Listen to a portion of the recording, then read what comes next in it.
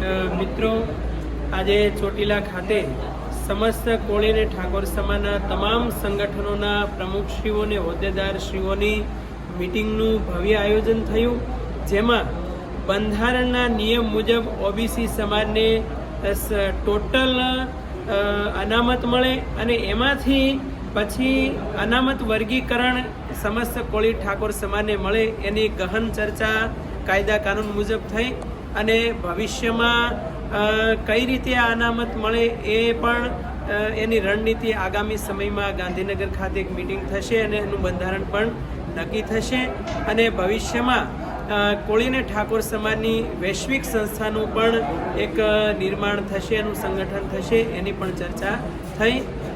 ઓમ નમો નારાયણ. ભારત માતા કી જય.